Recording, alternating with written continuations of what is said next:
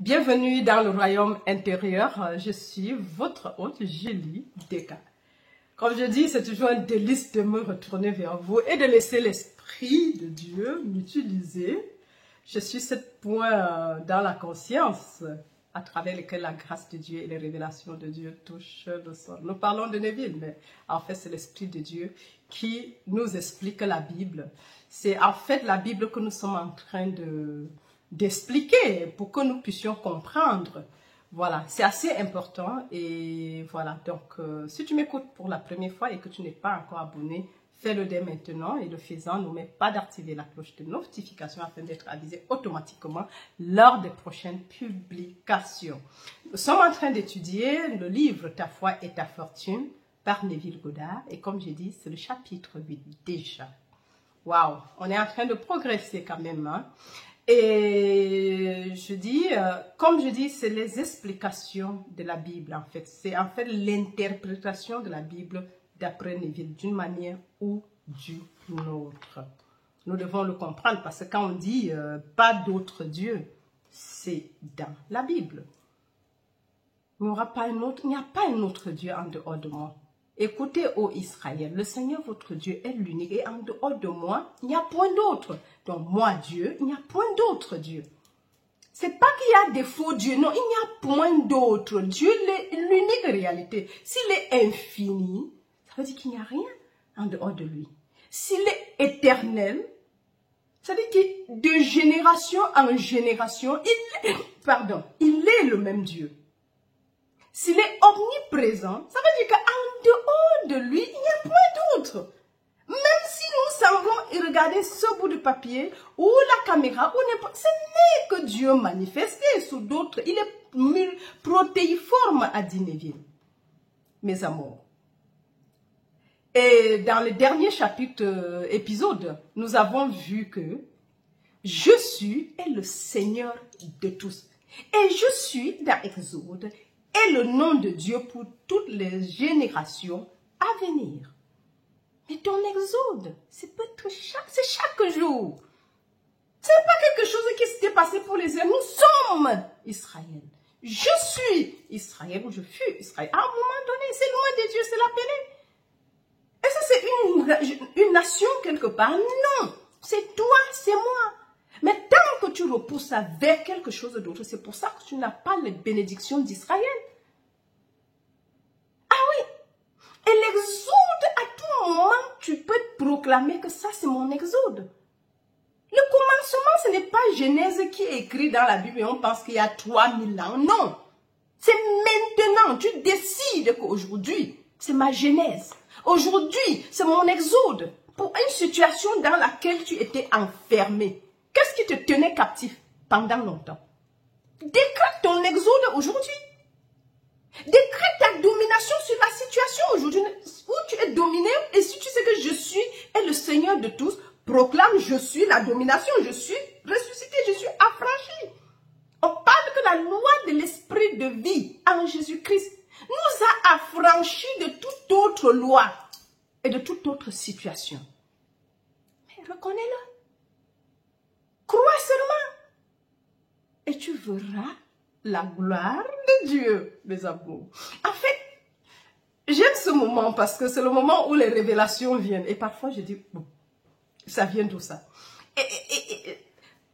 Comme je suivais toujours Joël, il arrive que parfois, il arrivait dans la salle, il n'avait pas le message.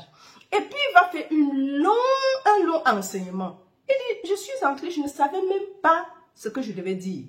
Mais j'ai dit, Seigneur, enseigne, parle au travers de moi. Ma bouche est là, tout est là. Parle. Et il parle. C'est ça, en fait. Donc, l'Esprit Saint est l'esprit de révélation. C'est l'esprit de discernement. C'est l'esprit, quand tu te mets sous l'autorité de l'Esprit de Dieu, il t'utilise. Bon, quand on dit son esprit, ce n'est pas comme il y a deux esprits. Il y a un seul esprit. Quand tu reconnais la relation entre toi, soi-disant toi manifesté, qui est en quelque sorte je suis, quand tu dis je suis, c'est que le je suis là, il n'y a pas l'invisible qui parle, que toi, les sens ne sont pas. Il n'y a pas, Julie Descamps n'a aucun problème. C'est pour ça que Jésus pouvait dire, c'est mon Père qui fait les œuvres. Parce que c'est une relation, c'est cette relation père-fils, visible et invisible qui se manifeste. Et c'est la compréhension de ça qui rend la vie facile. Mes amours, sans plus tarder, nous allons lire le chapitre 8. Voilà. Alors, chapitre 8, pas d'autre Dieu. Je suis le premier et je suis le dernier. Et il n'y a pas de Dieu en dehors de moi. Ésaïe 44, verset 6. Je suis le premier, je suis le dernier. Et il n'y a pas d'autre Dieu en dehors de moi. C'est assez important. Dieu nous parle par sa parole. Et par toutes les Bibles du monde. Parce que quand je dis sa parole, Dieu s'est toujours manifesté, a laissé, comme Neville nous a laissé ce trésor afin que nous puissions comprendre que nous créons notre réalité. Dans quelques années, il y a quelques années, il n'y avait pas ça. Et bon, quand je dis ça, ça a toujours existé, mais ce n'est que le petit noyau qui connaissait Neville, qui avait accès à ses livres, qui avait accès à son message, qui pouvait connaître. C'est-à-dire que c'était des denrées rares. Et je dis toujours, Dieu soit loué, avec l'Internet, avec l'avènement de l'Internet et de YouTube, cette plateforme qui nous a permis de connaître beaucoup d'autres choses qui étaient cachées ailleurs. Ça veut dire qu'en fait, la globalisation, les choses sont... Tout le monde entier est connecté sur cette plateforme. Je ne sais pas qui a eu cette idée, mais c'est génial. C'est en fait génial. Grâce à ça, vous voyez que tout est maintenant, il n'y a plus de limitation quelque part. Nous tous, nous sommes plongés sur une même plateforme. Et bon, il y a d'autres plateformes qui arrivent, mais YouTube, pour le moment, est le plus grand. Et béni soit Dieu pour ça. Voilà. Donc, je suis le Seigneur ton Dieu, qui t'a fait sortir du pays d'Égypte, de la maison de servitude. Tu n'auras pas d'autre Dieu devant moi. Égypte, ce n'est pas le pays, hein, la maison de la servitude. Comprenons très bien, mes amours. Israël, Irak sera 400 ans. Tes enfants à Abraham seront 400 ans. Dans un pays, ils seront en esclaves. Je crois que Neville a fait une conférence dessus. Mais on dit après 430 ans, c'est là où ils sont sortis. Et 30 signifiait quelque chose. Donc, nous comprenons que ce n'est pas le pays. Non. C'est la maison de la servitude. La servitude est là. C'est pas ailleurs. Voilà. Continuons. Deutéronome 5, versets 6 et 7. Tu n'auras pas d'autre Dieu que moi. Tant que l'homme entretiendra la croyance en une puissance extérieure à lui-même, il se privera de l'être qu'il est. Vous voyez que tu n'auras pas d'autre Dieu que moi, je suis. Tu dis je suis, mais comme tu ne sais pas qu'il est le Seigneur de tous et que je suis en cause le nom de Dieu pour ceux qui n'ont pas eu la grâce de lire la Bible, et de comprendre que dans Exode, c'était écrit, on pensait que c'est pour les chrétiens et que c'est pour la religion. Non. Si tu n'as pas une Bible à la maison, accapare-toi d'une, achète une, commande une et commence à la lire sous la lumière que Neville nous donne. Nous voyons que Dieu ne sachant pas, l'homme ne sachant pas que, donnant le pouvoir à l'extérieur, sur tout ce qui est, on a peur de ceci, la loi de la contagion, de la maladie, la mort et tout ce qu'on dit. La mort est le dernier ennemi à être vaincu. Mais pas dans le sens qu'on pensait, dans le sens que tel que Neville a vécu, et plein d'autres, la naissance d'amour. Quand tu nais d'amour, tu as vaincu la mort. Parce que dit que dès après la naissance d'amour, tu prends un autre corps, bien sûr, c'est le corps céleste tel que Paul a dit. C'est juste pour le temps de rendre témoignage de ta nouvelle naissance. Que toi seul qui connais, parce que c'est toi seul qui l'as vécu. Et quand tu déposes le corps, c'est aussi, tu vaincs la mort parce que tu ne reviens, tu ne peux plus mourir. C'est, Dieu est libéré. le Fils est libéré. Ça veut dire que tu ne reviens plus sur cette sphère. Dans ce, tu ne fais plus l'expérience humaine. Puisque Dieu, c'était l'expérience humaine, c'est jusqu'à ce que le Christ soit ressuscité. Et le Christ ne ressuscite pas, c'est pas celui de la croix. Tu es la croix sur laquelle Jésus est crucifié, le Christ est crucifié, et il naît. La naissance naturelle donne l'enfant, c'est la croix. Je n'habite pas les maisons faites des mains d'hommes. Non.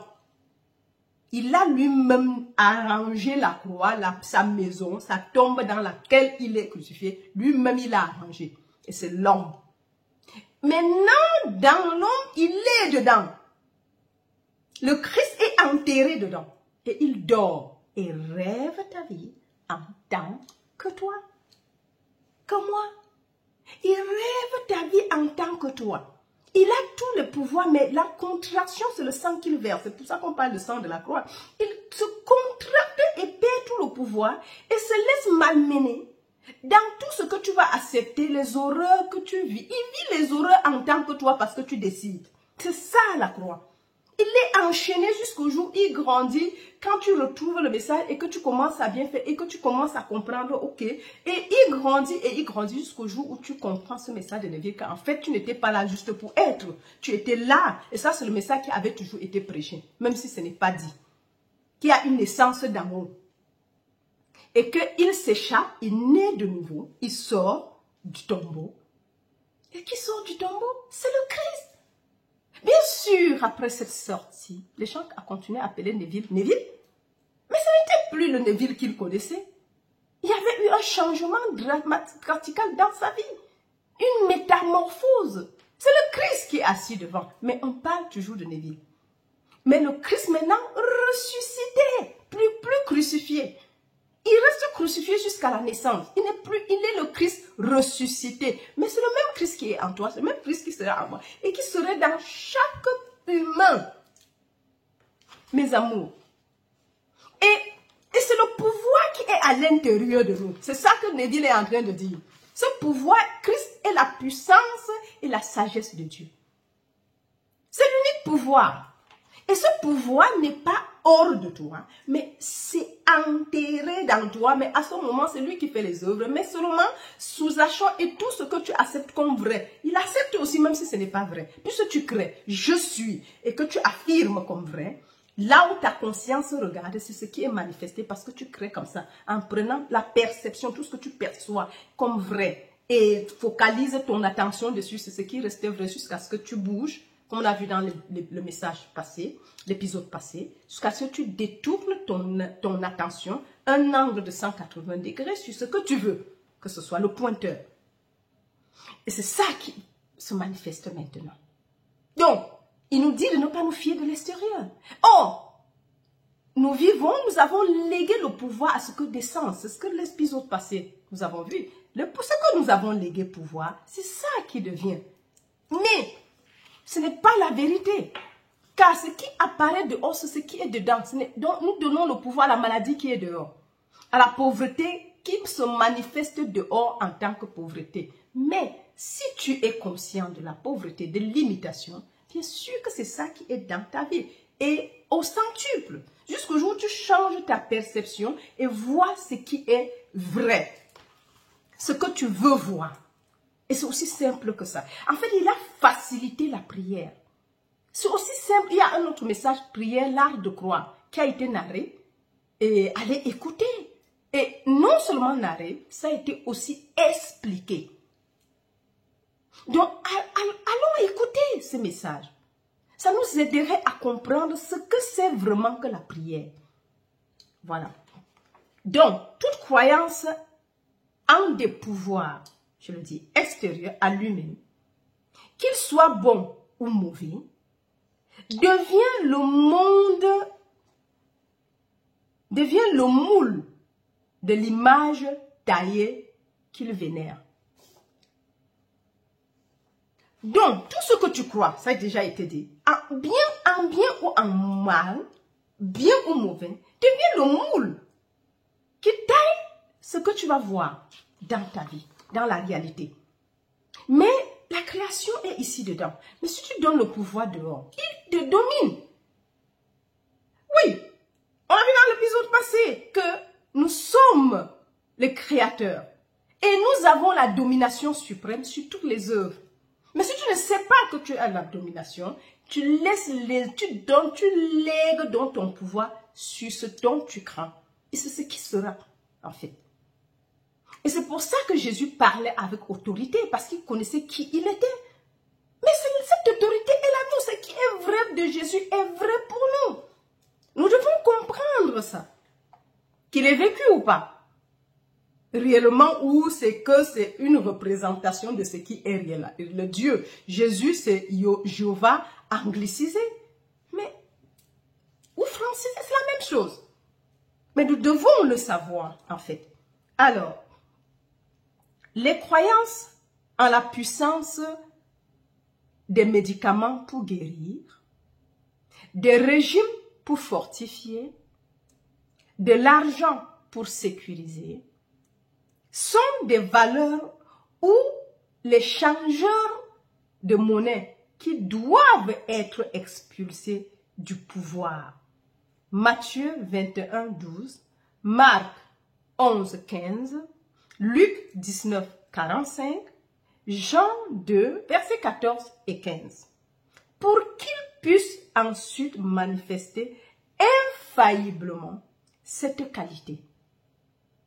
Oui, les croyances en la puissance des médicaments pour guérir, des régimes pour fortifier, de l'argent pour sécuriser. Est-ce qu'il y a la sécurité dans l'argent? Il dit que c'est ces argent-là que nous devons déplacer. Ce n'est pas l'argent qui sécurise. L'argent est un effet. La richesse, c'est la croyance. Je suis riche par la richesse de Dieu. Ma grâce est ta suffisance en toutes choses. J'ai la manne que les autres ne savent pas. La manne cachée, elle va se déployer de l'intérieur. Mais détourne ton attention de l'argent comme sécurité. Mais c'est ce que le monde a fait. Oh, tout le monde entier a les yeux tournés sur cet objet comme étant la puissance, comme étant la réalité. Mais c'est la limitation. Et on ignore que ça nous limite en tous les sens. Oui. Et nous sommes limités parce que nous sommes limités par ça. Et c'est ce qui est. Les régimes pour nous fortifier, on te dit prends tel médicament, mais on oublie que je suis et la vie. Et je suis venu afin que vous ayez la vie. Et la vie en toute son abondance. Je suis venu. La loi de l'esprit de vie en Jésus-Christ nous a affranchi la loi des médicaments, des compléments alimentaires et de toute autre chose. Nous devons le savoir. La sécurité n'est pas dans combien d'argent tu as dans les comptes bancaires, sinon il ne va pas mourir demain de X ou de Y. C'est important parce que si on ne sait pas ça, on se limite et on se limite et on se limite. La sécurité n'est pas dans ton compte bancaire. Sinon, ces multimilliardaires ne partiraient pas pour cause d'une maladie. Ça ne l'a pas sécurisé leur vie. On ne dit pas, on ne prêche pas ici la pauvreté. Mais il faut juste donner chaque chose à sa place. Ce n'est pas ce qui est dehors qui te sécurise, mais c'est ce qui est dedans qui te sécurise. Ça veut dire que si tu peux même gagner au loto, mais si tu n'as pas la conscience de l'abondance, la conscience de la richesse, bien sûr, ça va finir. C'est pour ça que certains riches, ils lèguent les biens aux enfants, ils héritent des milliards, mais ils ne peuvent rien faire avec puisqu'ils n'ont pas la conscience de l'abondance. Ils ont vécu dedans, ils utilisent l'argent. Et parfois, c'est un lapide et ça finit. Or, nous devons plutôt cultiver la conscience de l'abondance. Savoir que tout ce que le Père a est à nous. Et que tout ce que le Père a, nous le sommes ici et maintenant. Et que l'endroit où nous sommes est terre sainte. Nous devons le proclamer. Et en le proclamant, elle devient notre réalité. Mais nous devons le savoir. La sécurité n'est pas dans le code, je ne sais pas, on a parlé ici encore des nourritures qu'on fait. C'est la conscience. La conscience est l'unique substance, mes amours. Nous devons le savoir. La conscience étant l'unique substance, quand tu prends On va te dire ceci et cela. Ceci donne ceci, ceci donne cela, cela donne cela, cela donne cela. Oui, c'est bien beau. Mais quand tu retournes derrière, tu dis que mais en réalité, si donc, pose-toi des questions, si donc la conscience est la substance de toute forme, la conscience est la substance du chou en même temps que la conscience de la viande, que les gens veulent dire je mange le porc, je ne mange pas le poisson, mais la conscience est l'unique substance. Il n'y a qu'une seule substance. Il n'y a qu'une seule forme. Même si ça se manifeste en tant que différentes choses. La conscience en même temps, la substance du macabo, la substance de la patate, la substance du plancton. Donc si tu manges le plancton, tu penses que ça a plus de ceci ou bien cela, les vertus de ceci, c'est ce qui est à la mode, il y a les vertus derrière ceci, les vertus derrière cela, les vertus derrière cela. Mais c'est une discussion. La conscience est l'unique réalité et l'unique substance. Maintenant on va venir. Un jour j'ai parlé du jus vert. Pressé à pression à froid. Ce n'est pas parce que c'est ceci ou bien c'est cela. La pression à froid te dit seulement que la chaleur qui dissipe, qui fait disparaître certains minéraux, reste en le faisant une pression à froid. Tu conserves ce produit que tu prends. C'est la conscience que tu prends. Et pas plus que ça. Donc, la conscience est vraiment la substance de toute chose. Ce n'est pas dans dehors. Non, dehors, ce n'est qu'un effet. Tout ce que tu peux voir, toucher, goûter, ce n'est qu'un effet. Et tout est modifiable parce que rien n'est statique. Ces choses sont à quoi modifiables? Parce que si la maladie avait un pouvoir, le moment où tu te retournes vers la santé, et focalise la santé et dit je suis la santé, et focalise et affirme et reste là pendant longtemps, la maladie disparaît et part où si elle était vraie. Vous voyez qu'on n'a pas besoin de tout un code de ma pharmacie pour dégager certaines choses, mais tant que tu n'as pas atteint la conscience de ça, prends, parce que tu as accepté que le médicament me soigne, prends ton médicament, parce que c'est ça qui est encore réel pour toi. Ça, c'est important. Je crois que ça a été le problème de la science chrétienne pendant des années. Les gens qui arrivent à la science chrétienne, on leur dit ne prenez pas les médicaments, ne faites pas ceci. Or, ils ne sont pas encore conscients de la réalité.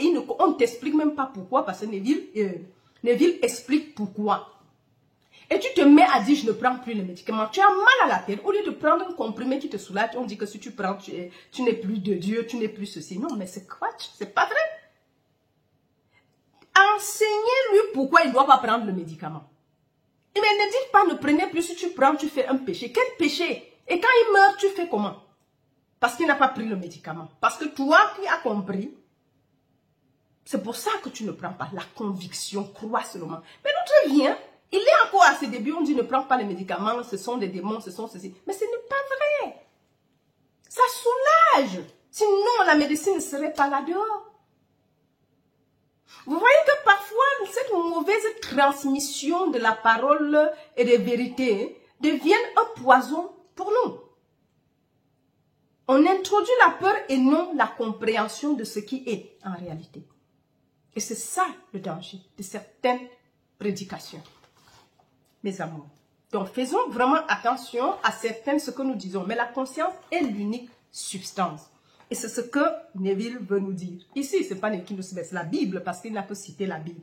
Les croyances en la puissance des médicaments pour guérir. Vous voyez que la loi de l'esprit de vie en Jésus nous a affranchis de la loi de la maladie et de la mort. La mort, la maladie entraîne la mort. Et si nous enfreignons de la mort, ça veut dire que la maladie, il nous a affranchis de la loi de la maladie, la loi de la contagion, la loi de l'économie, la loi de la pesanteur, toutes les autres lois qui sont dehors. La loi de l'esprit de vie en Jésus-Christ nous a affranchis. C'est écrit noir et blanc. Affranchis. Ça veut dire que nous sommes esclaves de ces lois. Mais quand l'unique loi vient, quand tu acceptes que Jésus-Christ est à l'intérieur de toi, qu'il a été crucifié en toi et qu'il ressuscitera de toi au moment opportun, tu commences à croire à cette puissance qui est à l'intérieur de toi. Pas toi, le Christ crucifié, l'espérance de la gloire. Mais ce n'est pas seulement une chose, c'est en tout être. Qu'il soit conscient ou pas. Dieu ne fait acception de personne. C'est pas comme parce que tu es là, tu as ça plus que l'autre. Non, c'est l'humanité entière. Dieu ne fait acception de personne. Si tu crois, tu verras la gloire de Dieu. Mes amours. Alors, on continue. Cette compréhension rejette le temple des changeurs d'argent. Vous voyez? Quand on commence à comprendre, ça rejette les changeurs d'argent du temple. Ça les expulse du temple. Ça expulse les changeurs de pigeons. Vous voyez qu'on commence à nous donner l'explication de ce passage dans la Bible où Jésus est venu dire que la maison de mon Père est la maison de prière et non un temple de changeurs d'argent, de vendeurs de pigeons ou bien des animaux pour faire les sacrifices visibles. Il ne prend pas plaisir au sacrifice. L'obéissance vaut mieux que le sacrifice. Donc, tu vois, nous voyons qu'il a expulsé ces gens dans le temple. Et quand il est fouetté, on dit, mais pourquoi? Il dit, oui, parce qu'il comprenait, ce n'était pas un temple physique. Dieu ne vit pas dans les temples physiques. Mettez-vous ça. Faites votre temple, dites tout ce que vous voulez là-bas. L'homme, le corps humain, l'homme, l'être humain, est l'unique temple par lequel Dieu Dieu est. C'est pas dans bâtir ta maison en or, en diamant. Mets tout ce que tu veux. Dis tout ce que tu veux là-bas. Appelle ça n'importe quel nom. Certains disent que si tu ne viens pas ici au temple, tu n'as rien. Ou bien à l'église, tu n'as rien. Non. Le confinement nous a montré les limites de ces paroles. Finalement, tout le monde est sur le net. Et les gens sont autant guéris ou bénis par Internet que dans un lieu physique. Donc nous voyons que le temple, l'unique temple dans lequel Dieu vit, est nous. C'est le corps. C'est son propre temple. Et il vit dans toute sa créature. Quand on dit, on va dire les animaux, c'est comment? Il n'y a que Dieu. Il n'y a que la conscience.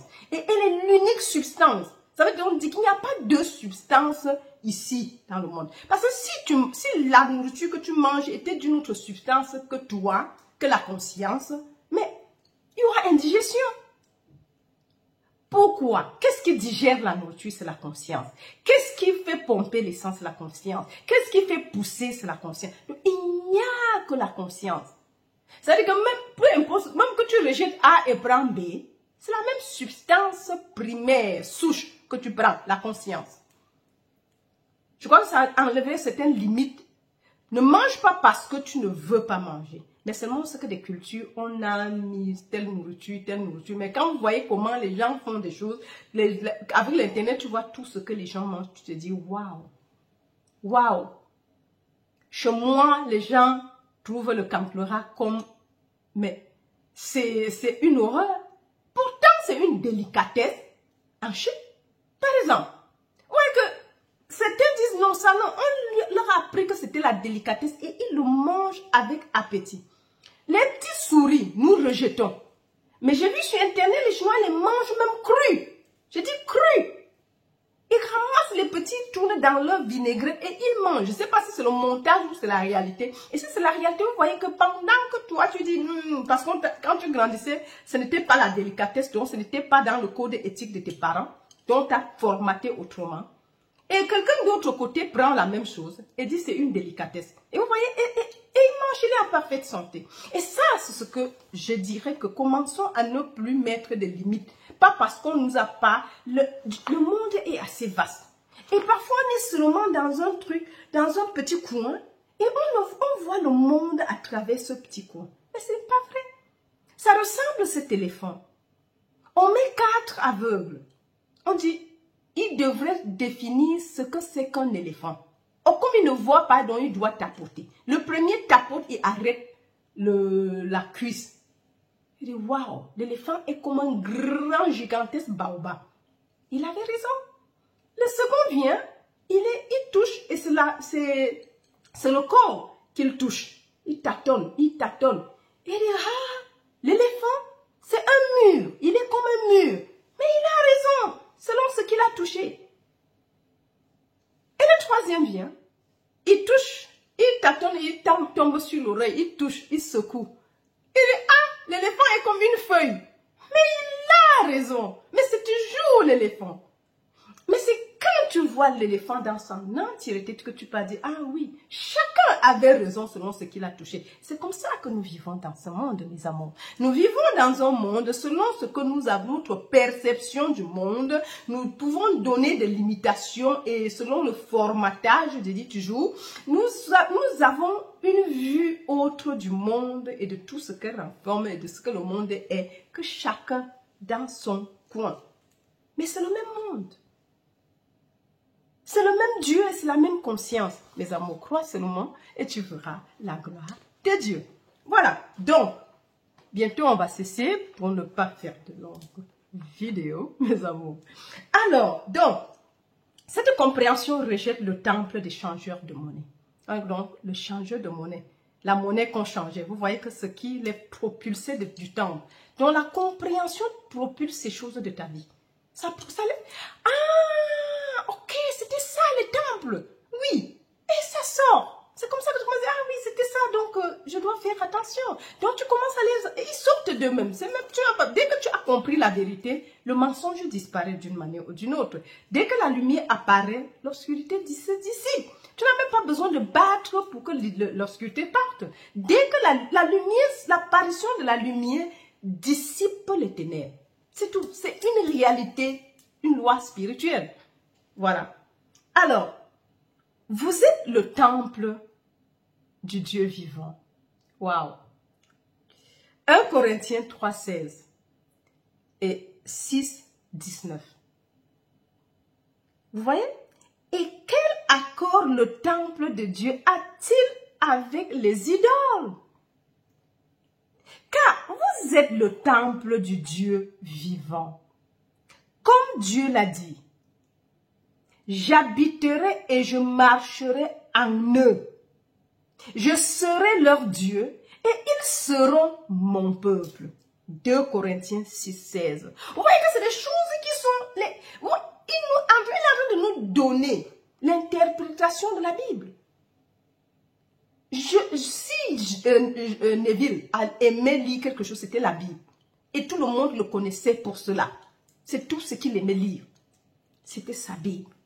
Même quand il ne connaissait pas encore Abdullah. Il avait toujours sa Bible avec lui. Et il le dit. C'est le seul livre qu'il avait. Il a lu d'autres choses comme il nous parle de Blake et tout. Mais il avait sa Bible à côté. C'est pour ça, comme il voulait comprendre, on a envoyé au moment opportun Abdullah qui devait leur enseigner. Et juste comme parenthèse, c'est la Kabbale que Abdullah. Il était l'eunuque éthiopien dont il était juif. Mais la Kabbale, le côté mystique de la religion juive. C'est ça. Donc c'est pour ça qu'il explique que l'interprétation psychologique de la Bible, de la Torah et du Nouveau Testament. C'est pour ça qu'il fallait que Neville apprenne l'hébreu pour pouvoir comprendre dans les textes et la signification, parce que l'hébreu, je connaissais, on disait, je ne sais plus comment, que l'hébreu, c'est un langage mystique. Donc, si tu lis la Bible, c'est pour ça que parfois, vous voyez, pour la théologie, vous devez connaître l'hébreu et l'araménien, le grec, pour lire la Bible dans les écrits hébreux sans interprétation. Et là, vous pouvez mieux comprendre. C'est pour ça qu'il a enseigné le hébreu à tous ceux, que ce soit Murphy, que ce soit tout le groupe avec Neville. Ils ont appris et quand il est venu en retard, il a dit, je prendrai encore 6 mois pour t'enseigner. Pour impacter la vérité. Le hébreu, il a dû apprendre. Dans la Kabbale, bien sûr, c'est ça que Neville nous donne, d'une manière ou d'une autre. L'interprétation psychologique de la Bible. Et ce n'est pas seulement le Nouveau Testament, c'est toute la Bible du début de Genèse jusqu'en Apocalypse. Donc c'est la totalité, ce que les événements, ce que ça veut dire. Et c'est pour ça qu'il va te dire, le 100 veut dire qu'offre 100 ans ou 400 ans et qu'on sort. Donc ils seront prisonniers quelque part. Donc il t'explique les chiffres. Oui. Donc voilà, c'est un peu ça. Alors, cette compréhension rejette le temple, les changeurs de monnaie, rejette le temple des changeurs de monnaie. Et vous êtes le temple de Dieu. Nous sommes le seul temple de Dieu. Et le dernier dit, un temple fait sans main. Alors, quand il nous dit ceci, et quel accord le temple de Dieu a-t-il avec les idoles? car vous êtes le temple du Dieu vivant. Comme Dieu l'a dit, j'habiterai et je marcherai en eux. Je serai leur Dieu et ils seront mon peuple. En eux. C'est ça le petit en eux là, c'est très important.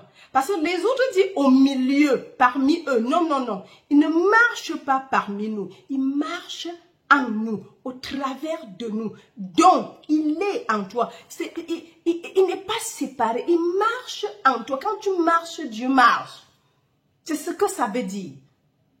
Quand tu bouges, Dieu a bougé. Mais seulement il faut que tu reconnaisses cela. C'est ça qui devient la réalité. Les événements de la vie vont reculer. Ce qui était ta terreur d'hier deviennent le néant d'aujourd'hui. Quand tu comprends comment les choses fonctionnent, que Dieu marche en toi. Et ça, répète-le, Dieu marche en moi. Et si Dieu marche en moi, qui peut être contre moi? C'est pour la Bible dit, si Dieu est pour moi, qui peut être contre moi? Si Dieu marche en moi, qui peut marcher contre moi? Personne.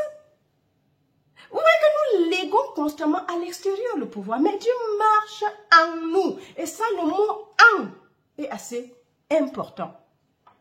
Parce que la Bible, beaucoup de versions disent « au milieu de ». Ça veut dire qu'il est externe à toi. Il est en dehors de toi. Il est lui et toi. Pourtant, c'est Dieu en tant que toi. Il marche sans lui. Tu ne vis pas. Quand il cesse d'être conscient du corps, le corps n'a plus de sens. Si Dieu ne marche plus en toi, c'est la mort. Ce qu'on appelle communément mort. Oui. Mes amours, c'est ça le secret derrière. Cette énigme, ce mystère de la compréhension de la vie. Voilà. Donc, un temple fait des mains d'homme. Non, un temple fait sans main, pardon. Le temple de Dieu est un temple fait sans main. Parce que le premier, c'est 2 Corinthiens 6, 16. Et ensuite, il dit, un temple fait sans main. Il est écrit, ma maison sera appelée par toutes les nations une maison de prière. Mais vous en avez fait une caverne de voleurs. Matthieu 21, 13. Ma maison. Maintenant, tout ce que tu acceptes comme vrai, ça devient des voleurs, des changeurs d'argent. Toutes les idées, toutes les lois, tout ce que le dehors dit, tout ce que le monde programme, et nous acceptons. Mais on ne passe. C'est pour ça que Neville, il y a une conférence, la Bible, ta biographie. Parce que si tu connais, parce qu'on a cru que l'homme est laissé comme ça, sans code. Parce que Dieu, quand il crée quelque chose, quand il fabrique quelque chose, il y a ce que la loi appelle le Gebraf Ambaïzo, donc le mode d'emploi. Voilà.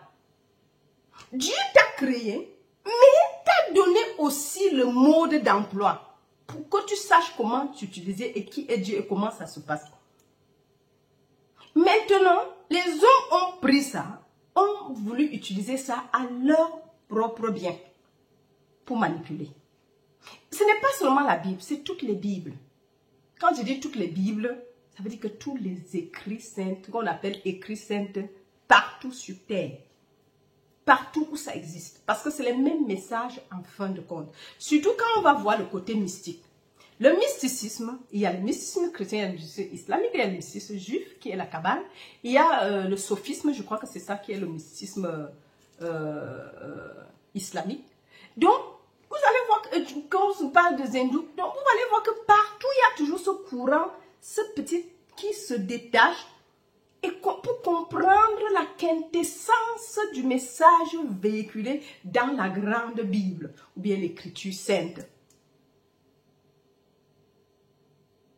C'est ça, partout dans le monde, dans toutes les religions, c'est ça. Donc, c'est un peu ça que nous devons comprendre. Oui. Ma maison sera appelée par toutes les nations une maison de prière. Mais vous en avez fait une caverne de voleurs. Matthieu 21, 13. Car ma maison sera appelée maison de prière pour tous les peuples.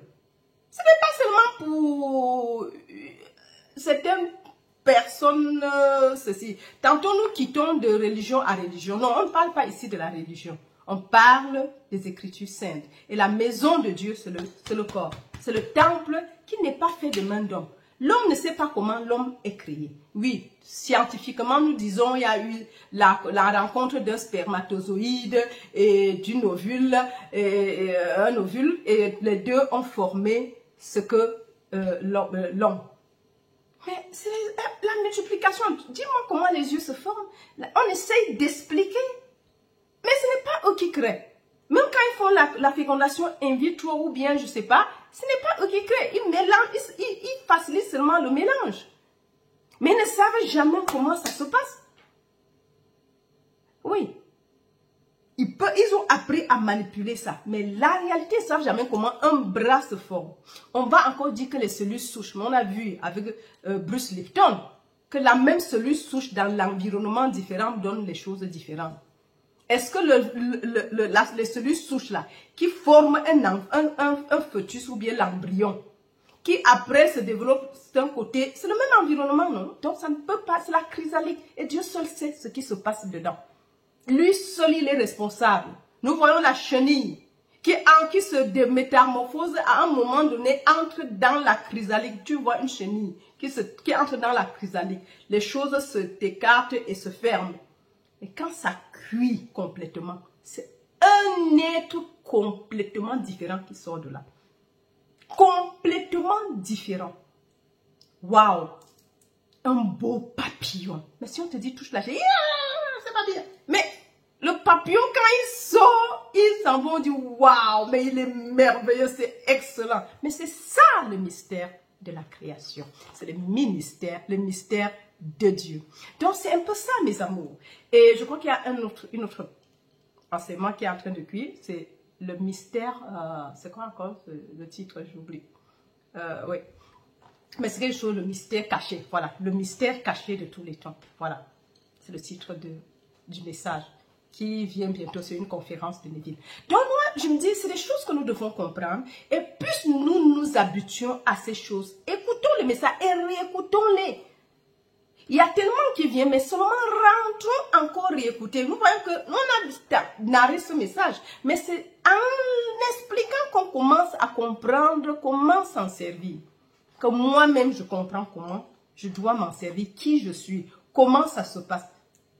Voilà. Donc, comme je dis, ma maison sera appelée maison de prière pour tous les peuples. Ce n'est pas pour un seul, pour certaines personnes privilégiées. Non.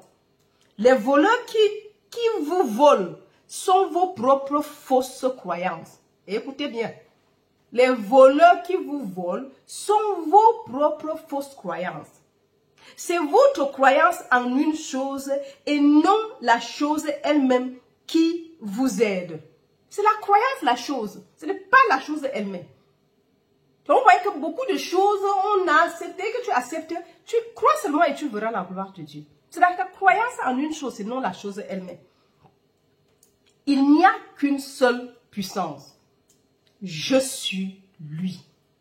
Une seule puissance, pas deux. À cause de votre croyance dans les choses extérieures, suivons bien, vous leur donnez du pouvoir en transférant le pouvoir que vous êtes à la chose extérieure. Le pouvoir que tu es, tu transfères ça à la chose que tu crois à l'extérieur. Waouh, ça c'est poignant ça. Mes amours. Donc, je suis lui. C'est l'unique pouvoir. C'est le Seigneur de tous. Mais quand tu laisses cela, tu crois en quelque chose extérieur à toi. Et ce pouvoir est en toi et c'est toi. Maintenant, si tu crois en autre chose, tu transfères le pouvoir à cette chose-là. Et tu vas lutter contre elle. Mais c'est toi qui as donné le pouvoir. Et c'est toi qui te mets encore à lutter contre elle. D'où certains enseignements qui sont là, ça paraît à premier abord comme très vrai. Mais si tu luttes avec ce qui apparaît dehors, tu luttes en vain. Car tu lègues ton pouvoir là-bas et tu vas lutter avec. Mes amours, c'est très important ici Il dit, vous leur donnez du pouvoir en transférant le pouvoir que vous êtes à la chose extérieure. Quand tu y crois. Réalisez que vous êtes vous-même le pouvoir que vous avez donné par erreur aux conditions extérieures.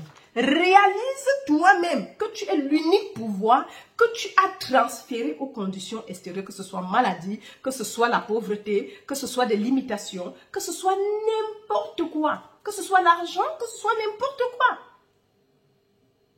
C'est exactement ce qu'il a dit. Réalise que tu as légué par pouvoir et tu récupères ton pouvoir. Donc, et ça, tu le reconnais. En ce moment, je me tiens ici et tout ce dont j'ai cru et que cette croyance, et par cette croyance, j'ai transféré le pouvoir que je suis là-bas. Je détruis ça en ce moment car je suis lui, l'unique pouvoir, l'unique Seigneur. Revoque ce que tu as fait. Reconnais tout simplement. Et tu fermes les yeux à l'excuse. C'est pour ça que vous voyez que quand on médite, parfois certains ferment les yeux, d'autres on dit que non, vous pouvez les garder ouverts. Mais oubliez, c'est juste l'essence. On ferme les yeux au sens. C'est pour ça que Jésus disait, si tu veux prier, entre dans ta chambre, ferme la porte derrière toi et prie le Dieu qui est dans l'obscurité ou bien dans le lieu secret. Et celui qui est dans le lieu secret te répondra en secret. En fait, c'est ce qu'il voulait dire. Et c'est la même chose. Donc, nous devons vraiment faire un angle de 180 et récupérer tout le pouvoir que nous avons légué à des choses à l'extérieur. Donc, ce serait vraiment le devoir quand tu vas écouter le message. Ça sera vraiment au moment opportun le moyen pour toi de récupérer tout le pouvoir en quoi que ce soit que tu as légué le pouvoir que tu es. En cette chose par la croyance que c'est vrai, que ce soit les vitamines, que ce soit la maladie, que ce soit les médicaments, que ce soit le régime alimentaire, que ce soit l'argent comme sécurité. Quand tu crois en ça, c'est ça qui est pour toi. Mais par rapport à Dieu, ta grâce est ma suffisance en toutes choses. La serve montre, que le riche dise, que le pauvre dise je suis riche. La proclamation de je suis riche transfère la richesse dans ta vie. J'ai la manne cachée que vous ne connaissez pas. Ta grâce est ma suffisance en toutes choses. Et ça, c'est important, mes amours. Donc, avec ceci, nous allons clore ce chapitre. Il ne sera pas très long parce que ce n'est pas de long chapitre. Et je vais juste vous dire, love you, love you, love you. Merci d'avoir écouté jusqu'à la fin. Partagez ces révélations à tout le monde, tout autour de vous. Et voilà, et c'est fait. Donc, sous chaque vidéo, il y a un lien PayPal. Donc, pensez, tout don est le bienvenu ou la bienvenue. Tout don, peu importe. Soutenez le ministère, le travail et pour plus de contenu. Voilà. Donc, jusqu'à la prochaine. Je vous aime très, très, très fort. Bye bye. C'était Julie Deka.